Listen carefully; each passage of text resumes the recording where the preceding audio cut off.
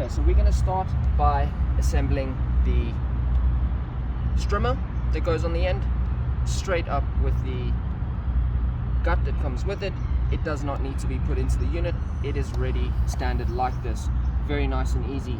You're going to take your washer, very specialized. It comes with the gears set already, as well as your opening to unlock it and remove it. I'll show you how to do that shortly. So we're going to put this in first, fit it nice and flush onto the unit. We're going to take this and it's straight up all the way in, just like that. One thing you can do is take this just to make sure that you set it up correctly. We're going to go up quickly, check it out. On the one side you'll notice there's a hole. Stick the unit in, turn it around until you feel it pinch. As soon as you felt it pinch all the way in, nice and set, take it and tighten it just finger tight, just like that, ready to go. To remove it, it's the exact same process. I'd like to do it from the ground. It's a lot easier for me being left-handed. We go again from the side, put it in, turn this until you find that the screwdriver fits all the way in. As soon as you found it lock, you take this and you simply screw it straight off.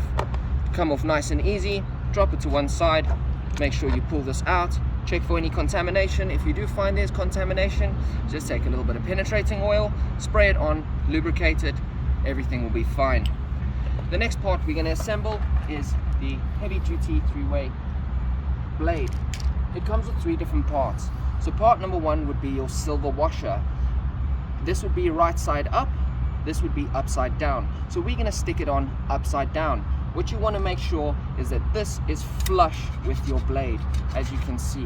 If it's like this, your blade will be a little bit wonky. You don't want that to happen. It will cause major damage to your unit and it may harm you. So we're going to start by putting the washer on upside down, straight on. Make sure it's sitting nice and flush. We're going to put the blade on.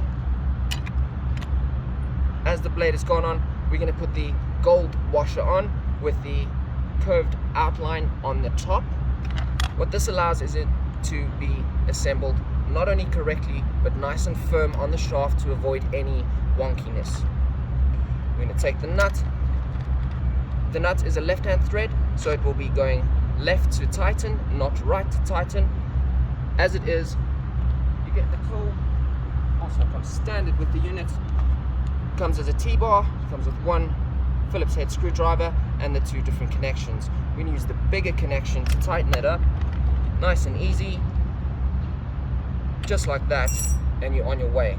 I would recommend doing a full tightening on this bolt just to ensure that everything is fine. So once you've pinched it tight, you go again and you do it as tight as possible.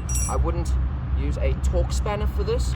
The torque spanner might put too much pressure on the shaft and you don't want to cause damage to that shaft by any means.